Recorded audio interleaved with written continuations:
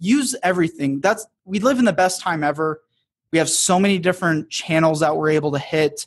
Make sure you're leveraging all the channels and producing content in the meantime, because that's going to ultimately fuel your sales and fuel your conversations and fuel your marketing and fuel your company's success moving forward.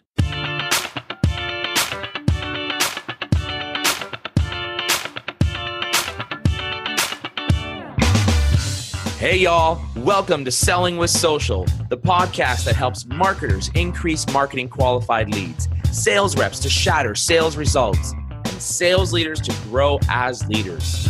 Each show, we interview sales, marketing, and social media practitioners, leaders, and influencers to help you connect, close more deals, build stronger relationships with clients, and improve your sales productivity. I'm Mario Martinez Jr. You're now listening to Selling with Social.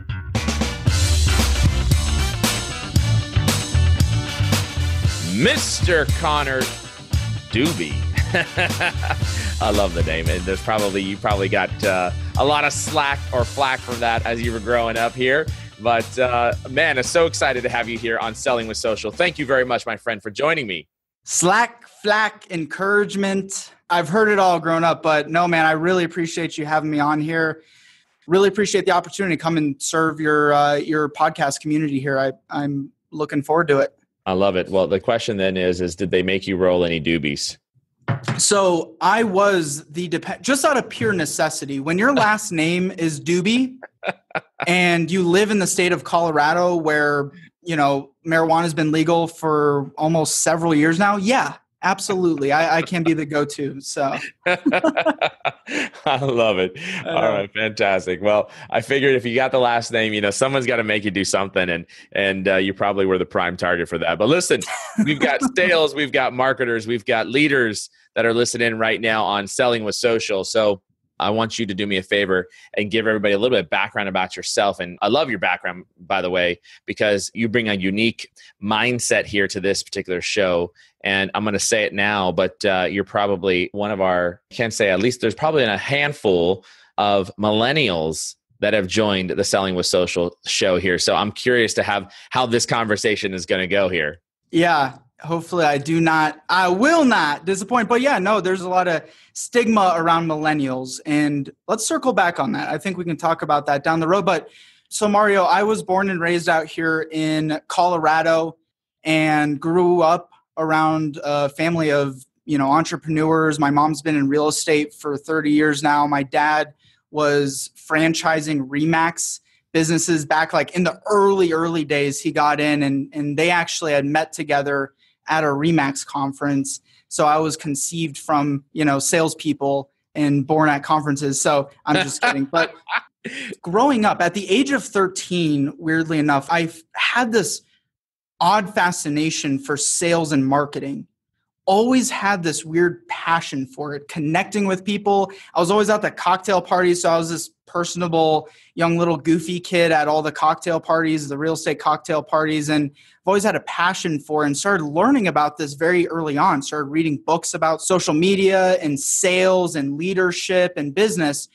So I went to school for this, went to school for digital marketing down here in Denver, Colorado.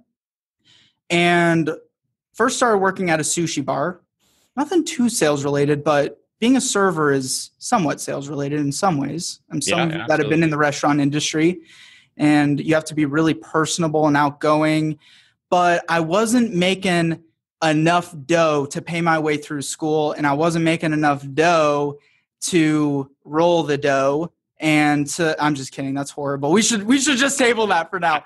That's going in. That's inside there. That's cool. Keep it. No, you're a freshman in college. You got a beer habit, you got a concert habit, and you got to fund that, right? You got to fund that one way or another.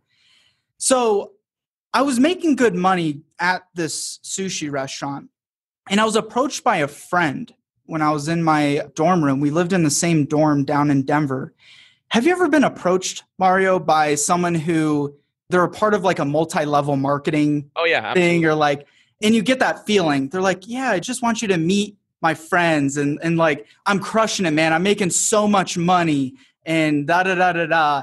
And so this kid came up to me with so much confidence and was giving me this pitch, which it sounded like this multi-level marketing like scheme to me or something like that. Like some pyramid scheme was going on. So I disregarded it, but then I kept hearing more and more, and other people around were talking about all the money they're making at this gig, this job. So I caved. I went in and I did an interview with, should I say the company name? Would that be weird? Sure, absolutely. All right. I started working with Renewal by Andersen Window, home improvement business.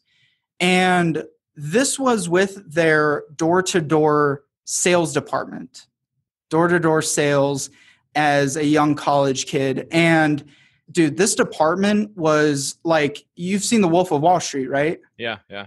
So this was like the community there in the door-to-door department was kind of like a reflection of Wolf of Wall Street, all talking about money, these heavy hitters, like sales and closing and all this good stuff. And so I was really like interested in it.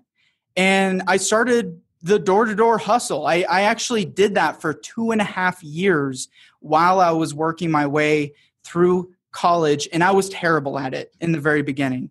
They say doing door-to-door sales is something like earning your communications like master's degree or something like that. Like they say it's like earning some, communications degree. Yeah. I was horrible. I was yelling at people at their door, not like yelling, but like I had this stigma around salespeople and what selling actually was.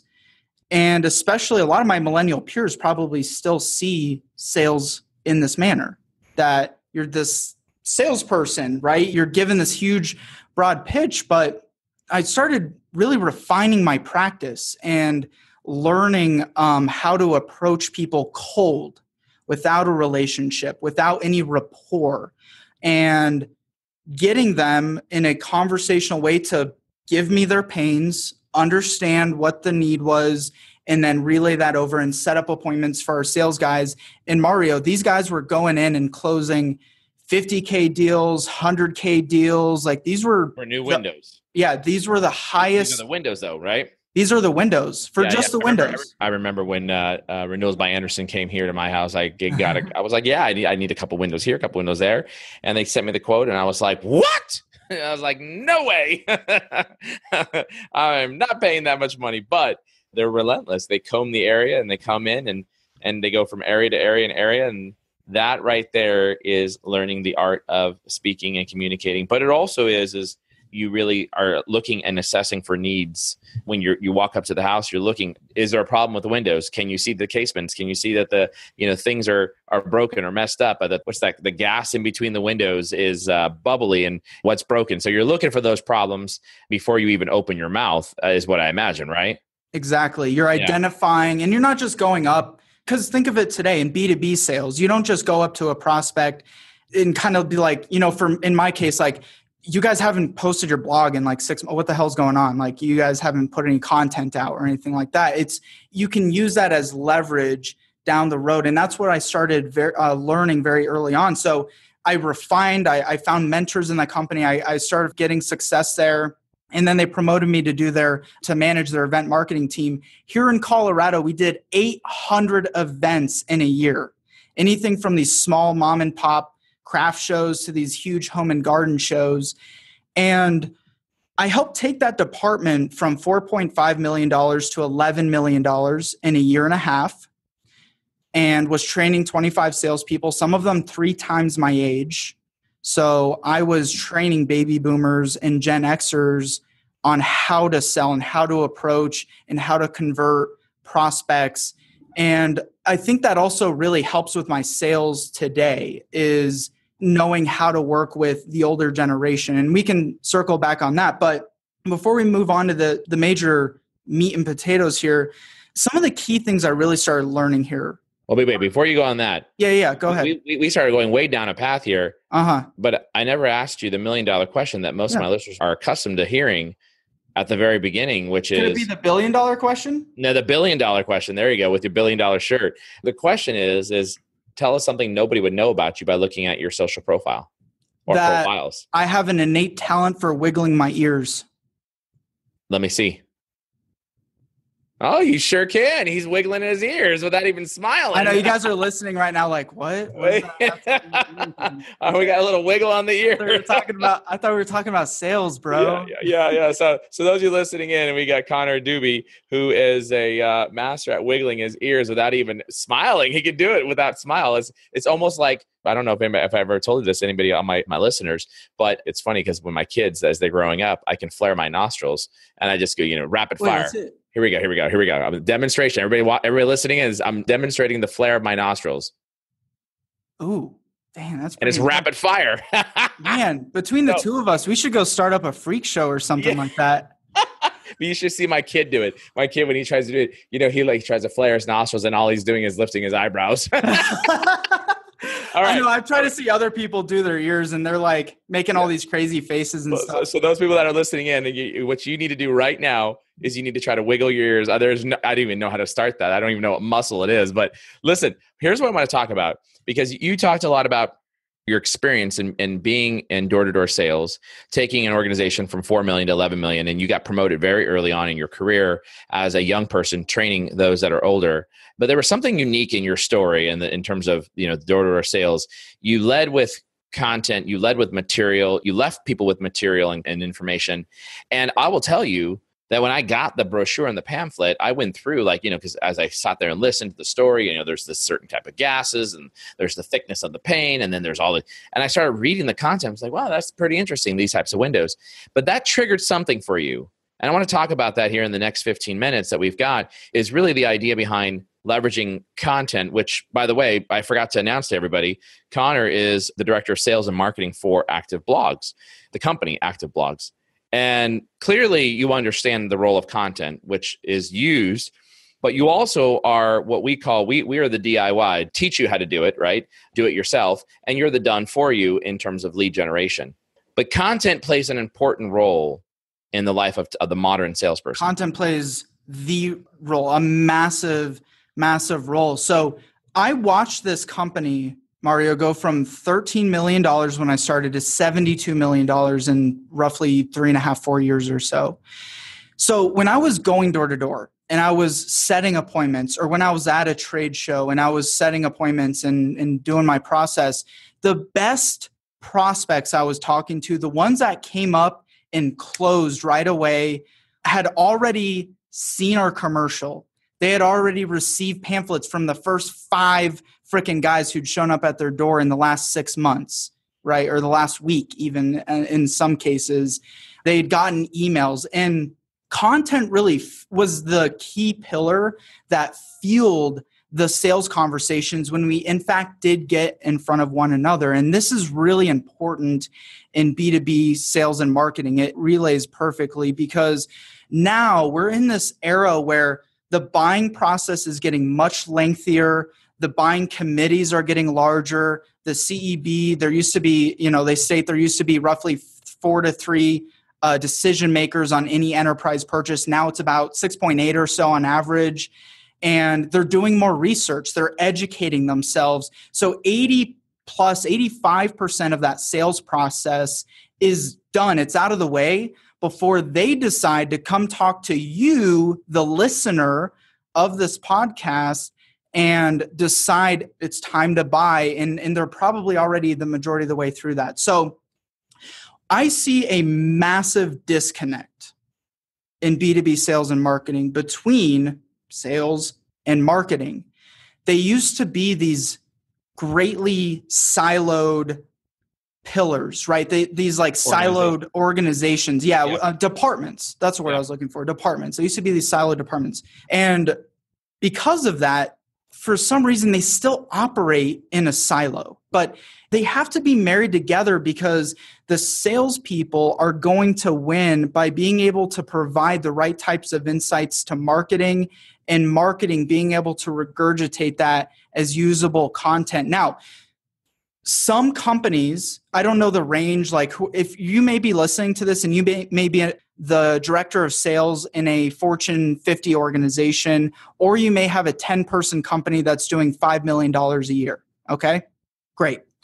Content is still going to be a key pillar when it comes to your sales conversations. And so here's some stuff that salespeople can do to better feel not only the existing sales relationships that they have, Mario, so the prospects they're already talking to.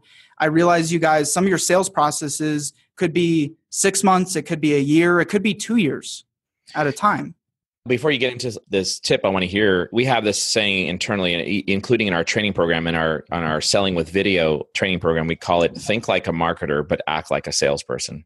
Right. And I think this is the path that you're really going down and talking about, the siloed sales and marketing organizations. There traditionally is marketing, and then there's traditionally sales in most organizations. And if you're a small business, then of course it's going to be all in one, right? All encompassing. But as a salesperson, as a result of what you just talked about, this digital buyer and buyers that are digitally engaged, really the requirement of hiring a great salesperson is someone who actually has created and initiated amazing marketing activities within their own territory, within their own base, within their own segment of swath of customers that they work with. And my opinion is, when you think about how does a marketer think and how is that different than a salesperson, a marketer is always looking at data and analytics to determine what they should actually drive next, or if the campaign that they're using is working. Now, think of a salesperson. A salesperson generally will use tools like Outreach or SalesLoft or Prospect.io, any of these types of tools, and then they take 1,000 names and they dump a campaign inside there and they let it run. But they really never tested it. Right? They really never tested, does this work? And a marketer, though, a marketer says, before I shoot 1,000 people a message, I'm going to take a small swath of, say, 100 people, and I'm going to test out 2 or 3 different messages to see which one gets better open rates, better response rates, those types of things. So when I talk about think like a marketer, act like a salesperson, the salesperson is the guy or gal who's looking at data to determine what sales activity they do next. What do you think about that? I mean, there's a lot to dissect there. So the majority of where this is happening is social media. You'd agree with that, right? Where the content push is happening. Not necessarily. I mean, we do a lot of email, one-way engagement. I mean, it's one-to-one as much as one-to-many, because the marketer is one-to-many type of broadcast communication. The salesperson is generally one-to-one or one-to-few, right? But the ideologies, the methodologies, the campaigns, it shouldn't be too different between the two organizations. If one is working in marketing, it should be rolled out to sales. If one is working in sales, marketing should be leveraging that. Exactly. No, that's exactly what I'm trying to, like, they call it the smarketer, right? Like you're this hybrid between the two. And people have a tough time aligning themselves with this. The two heads aren't talking to each other. And so salespeople now, and this is what Vengreso can help you with as well, take it upon themselves to become not only a great salesperson, but also a great marketer. And you talked about metrics, and there's a lot of vanity metrics out there. Guys, is it driving sales conversations? Is your content actually driving activity? Is it driving downloads? Is it driving relationships? Because if it's not, there's no point to it. And I know I talk to far too many companies that they're just putting their blog post out on social or email or putting it on their website just to say they're doing a blog, or they put their video out just to say they're doing a video. This is actually going in a different direction. I wasn't sure about this, but I think that the key thing is when you're doing content, you have to understand, is it actually driving sales conversations? And to do this, to actually drive the sales conversations from content, there's a couple things that you guys need to be looking for as salespeople, because as salespeople, we want to sell and we want to close business. And so we're doing a little bit more salesy content at times when we're trying to produce content. When it comes to digital selling or email or one-to-one or whatever we're trying to sell, you are going to be able to bring much more activity and convert much more sales for yourself if you're leveraging these 3 things. So I'm going to give these 3 things to your audience here. The 3 pillars of successful content marketing, whether it's a marketing person or it's a salesperson, is educational content, entertaining content, and actionable content. And so what I was referring to there just a second ago, Mario, is the vast majority of salespeople who are adopting these strategies are only focused 80% on the actionable content. That's what they're mostly doing. And that means consultation, like set up a consultation with me or set up a meeting with me. Let's set up a one-to-one or come up to our live event or purchase this micro thing from me. There's a lot of different avenues you can take here. 80%, so leverage the 80-20 rule. 80% of your content should be educational and should be entertaining, because sales, it's relationship, and the vast majority of relationships are kicked off because people resonate with your personality. So that's why I do a lot of video content, do a lot of audio content, and still do a lot of written content, because I'm not only just thinking about the value of that content, but every time I post, I'm thinking about the prospect that's getting that much closer to feeling comfortable with me, like they know me. So you talk about the video though, Connor, let's touch on that. Most corporate reps, they fear doing video, one, because they're not sure if they're allowed to, they're not sure what to say, those types of things. And you came up with a really interesting strategy that actually I hadn't really thought about in terms of helping reps be able to create their own video-based content, which, as we know, using video on some of these social platforms like LinkedIn, as an example, will actually get greater amplification because of LinkedIn's algorithm that they're trying to push video. Absolutely. Same thing with Twitter, same thing with Instagram, and definitely live video on Facebook. So we know that video is being amplified even more. Yeah. And your partner, Vivica Von Rosen, right? If you guys haven't checked out her content on selling with video and stuff like that, right? There's a couple hashtags. Just use hashtag Vengreso vids on LinkedIn. She talks about this a lot. So once you guys have resolved, okay, we need to put 80% of the efforts towards entertaining, educational, 20% towards actionable. Now, me as a salesperson, just people, CEOs, presidents, whoever, what the hell do I talk about when I get in front of the camera, right? I've never been in front of the camera. This is weird. This is awkward. I freeze up when I'm in front of the camera. So a simple trick that I've taught my clients over the years is, all right, we're producing your blogs, your newsletters, your white papers, your case studies for you. Those are strong pillar assets, strong pillar pieces of content. And so what you, as that person who wants to turn that and transition it to video content, leverage what's already been created. So if your company just wrote a blog post about whatever, something about MSPs and why your technology is changing or whatever the case is, and so go share your own thoughts. Use what's already created as your own asset. And that's the same with marketing. Go see what your sales guys are creating if they are doing this, and go take that and turn that into content. Go listen into a sales presentation and hear what the objections are when they're talking to a client. But sales guys, this is what you can do tomorrow. If you take anything away from this podcast we just did today, go leverage the asset, one piece of asset that your company's been producing and has already had in place. Grab your cell phone, okay? Don't overthink it. Don't overthink the lighting. Don't overthink all this other stuff. Grab your cell phone and share 60 seconds your thoughts, and then upload it natively to LinkedIn and start doing that consistently. And you are going to be amazed at, one, your sales cycles are going to shrink down. They're going to start to shorten because you're basically selling and engaging with that prospect over that period of time. And you're going to win more deals because you're going to have more people reaching out for your help because you're adding value and you're giving your personality. So as an example, though, let's put it into real context. You would say, take an article published by your company that I especially like, how-tos and listicles. How-to articles are how to solve that you're answering questions for customers. A listicle article, for those of you listening in, is 3 things, 4 ways, 7 reasons, right? So those are really great performing types of articles. So you're saying, as an example, we have an article on Vengreso on 8 ways to create email subject lines that get opens.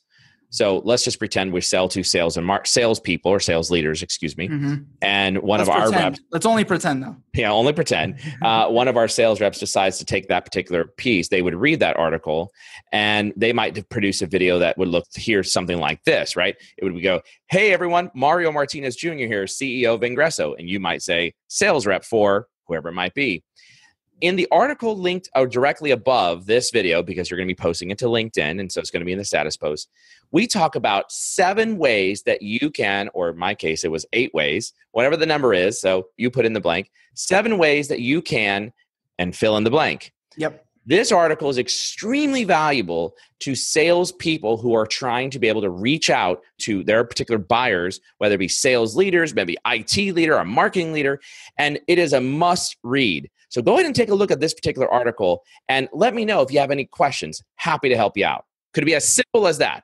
Yeah, you don't even have to cover the whole depth of the article. You can purely talk about the article and use that as an update. Now, technically speaking, we talked about distributing content, Mario, and I think this is important for people to understand. LinkedIn's algorithms are changing all the time. What we've uncovered is that when you're sharing something like that, when you're posting a link up above where you're actually writing the post, it's going to get less reach than if you actually refer to the link of the post in the comments. I don't know why it is. LinkedIn doesn't want you to leave their platform. There's a lot of chitter chatter about that, and Yes. I actually disagree. Okay. And our findings have shown that there's really no difference. So, but there are a lot of other people who have found exactly what you just described. Yeah. No, that's very interesting that you have. And here's what I'd say though, is as a salesperson, the big challenge, and I just challenged a large group of influencers who were saying, put the link down below. I said, no. Don't do that. Here's why. The reason why you don't want to do that is because as you get likes and comments and engagement, that item, that post, that link where you want people to go to get to your website or to be able to answer a question drops way down and nobody can find it, right? So It's critical that you do what a marketer does. A marketer would never drive somebody to go find a link somewhere to get to the data. A marketer is going to bring that content right up in the front. So I would recommend against that strategy, specifically because you need to make sure that you drive your call to action in that status update or post. But if you implement, and this is where the breaking of the rules is, if you bring that link into the status update and you implement a pod of people who are going to like that particular post, then all bets are off. Yeah, that would be next step. And the proof has been, if you go to hashtag Vengreso vids, VIDS, or Vengreso pics, you will see how we have brought in the links directly into the status updates, but we work with our amplification pod, if you would, employees, your sales team, your friends and family, influencers, whoever it is, to amplify that post. And it doesn't matter whether or not the link is in the status update or the link is in the comments. Yeah, that is the beauty of social, and any sort of engagement that does occur on your content, it's exponential. And I could play devil's advocate. I'd still, that's definitely a controversial topic. So I'm very interested in your perspective on this. We might have to duke this one out at a later date, but content drives everything. I mean, there's still other things you need to leverage when you're in sales, and what's going to make you successful. You got to understand your prospect and your buyer today is hammered by noise constantly. They're bombarded. They've got their cell phones in their face. They've got status updates all the time. They've all this noise and activity. So don't get discouraged, first off, when people don't interact with your content right off the bat. If you're just starting this out the gate, it may take some time to build, especially if you have a smaller team. But also, don't not use the other engagement methods. So go like and engage with your clients' posts and make sure you're still calling them from time to time. I am a young millennial dude, but I will still pick up the damn phone and leave a voicemail just as a branding impression, just as an impression sometimes. Like, I don't always expect people to call because I know they're busy, and that's okay. And I'll email them. So use everything. We live in the best time ever. We have so many different channels that we're able to hit. Make sure you're leveraging all the channels and producing content in the meantime, because that's going to ultimately fuel your sales and fuel your conversations and fuel your marketing and fuel your company's success moving forward. Yeah, I think the other way that you can use content, and I think this is important, and actually I've got a script here that I like to use, but if you're in email, we get cold emails all the time, right? And you send out cold emails, and I have a folder called emails that suck and emails that don't suck. I've got 82 emails in the last couple months of emails that suck for people prospecting to me, and I've got 3 that are emails that don't suck in the last just few months. right? Of So, other people's that are sending the email to you. to me try and as pitch a to you. buyer, as a CEO of Vengreso, they are thinking I am potentially their buyer. Which is funny because if they actually did their homework and did the research, they would know to go hit you up on social or go find you on Instagram or use those channels. But go ahead and continue. Well, and some of them do, right? So some of them will reach out to connect with me and then automatically they go into the pitch. Right. Yeah. And a great example. Here's a great example. All-time classic. Today, somebody sent me a note today saying, or they wanted to connect with me. It was a blind connection. I accepted the connection request and said, may I ask, what made you reach out to connect with me? And he writes back, yeah, I'm so glad you reached out. I was meaning to reach out to you. I actually like to talk to you about how to leverage LinkedIn and social media to grow your leads. And I'm like, you mean for us to help you do that or for you to help us do that? And he was like, for us to help you, meaning that he wants to help Vengreso. And I'm like, what? You're like, hell yeah. You didn't, no, you did not even read one iota about who I am, my company, to know that to say something like that is so stupid. Well, you want to know, why that occurred. Because he didn't look, he didn't read. No. They're using automation. That's possible. I mean, there is some possibility behind the automation. Yeah. Absolutely. There's truth to that. Although, regardless, we see this happening with a number of different reps that they don't even read. So here's a sample prospecting script. Now, I always recommend that you personalize the prospecting script. So Connor made the point. Go out to their profile, understand what they've liked, what they've commented on. If they've written an article, by gosh, you should be talking about that and you should open it up. I always talk about this as people want to know that you're interested in them before you become interesting, right? So that's human. That's just us. So my script that I'm about to give you is one that clearly does not have a personalized touch here to the beginning. So definitely personalize it, add in that personalized touch. But it might go something like this. Hey, prospect's first name, Mario Martinez here, CEO of Vengreso. The majority of, in this case, VPs of sales or sales leaders that I speak to have two common problems they're trying to solve. Number one, more conversations with more qualified buyers.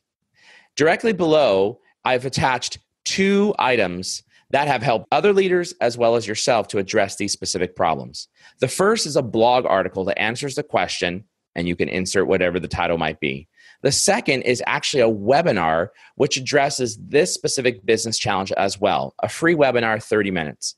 So what I'd like for you to do is take a look at them. If you find value in any of these items, let's set up a 30-minute discussion to discuss some of your business priorities around these two challenges.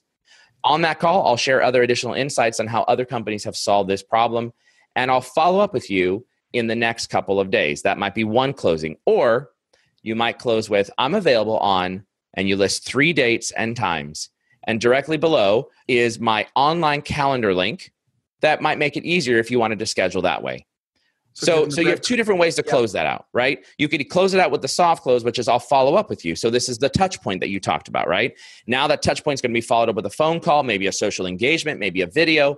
That might be the two-step. If you're a one-stepper, meaning you're trying to, slam, bam, thank you, ma'am, you're in and you're out, right? You might just go with, I'm available on these dates and times. If you found this information of value, then let's go ahead and take go straight for the meeting, right? But here's the point. How do you know which one works better? Is it the one step or the two step? The answer is test them. Boom. Figure it out which one will work best. Think like a marketer, act like a salesperson. Exactly. And as we're talking content too, it's the same thing. You just got to test. People get too hung up on the step, on that first step in the action and doing it, that nothing ever ends up occurring. Nothing ever ends up happening. So do it, test. I think that was great. I think that was really actionable. Yeah, thanks. I appreciate that. Well, that's how you leverage content. So that means that you got to go out and find it. And Connor, let me ask you this question. Last question, then we got to wrap this up here. If their company is not providing valuable content, maybe it's all product marketing slicks, or maybe there's no content at all. What then does a sales rep do to go get that content? Should they do industry searches? Should they use hashtag searches on different social networks to find the content? Should they go to their customers' social feeds and see what they're posting and reuse that? Well, what's the answer? Yeah, or is it all of the above? It could be all of the above, Mario. But also you know your buyer better than anybody. You know what hits their hot buttons better than anybody. And so you have to reverse engineer what is going to give the most and provide the most value for them.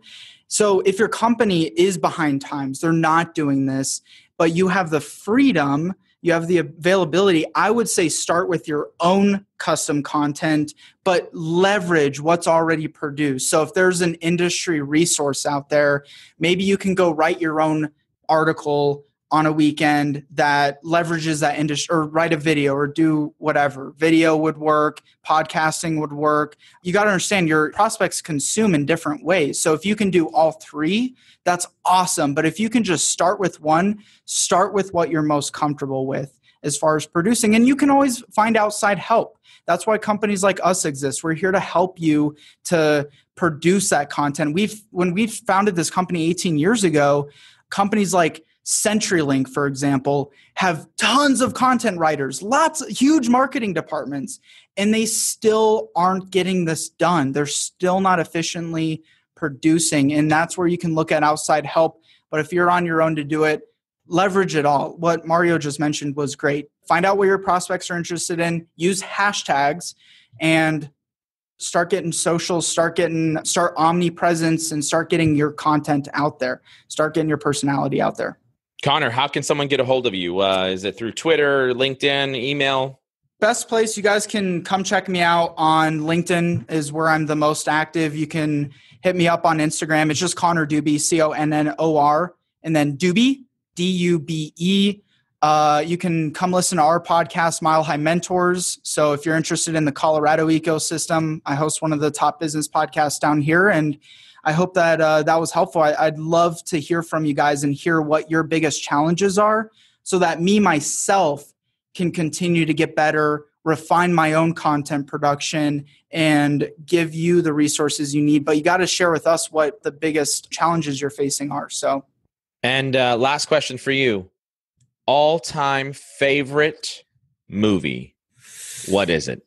Oh, I'm such a movie buff, man. Honestly, the Avengers and Infinity War was also one of my top favorite movies. I got to admit, it was a pretty good movie. Pretty good movie. Yeah. Also, just because of my background with the door-to-door sales and that ecosystem, Wolf of Wall Street with Leonardo DiCaprio it's just an awesome movie. It's so crazy. So that's also another top movie of mine. What about you? What are your tops? I don't have a real top. I would say the Avengers. Actually, Avengers. That's my new crazy kick. But I will say this: I wouldn't go see Ant-Man, and I was super disappointed. But it did fill in some gaps for what was going on. Listen, everyone, thank you so much for joining me today on Selling with Social. Thanks so much for joining me on that episode of Selling with Social. I hope you found as much value in that episode as I did. Here's what I want you to do next. Please go to www.vengreso.com. That's VENGRESO.com. VENGRESO.com. And make sure that you get access to our content. We've got the latest and greatest in digital sales, sales training, content marketing, and social selling strategies that are going to help you grow your sales pipeline. I look forward to having you on the next show of Selling with Social. Make sure you also go to vengreso.com/podcast to be able to get access to the latest and greatest Selling with Social episodes, along with any of the other episodes that we've got from Social Business Engines with my friend and partner, Bernie Borges. Thanks again for joining on Selling with Social.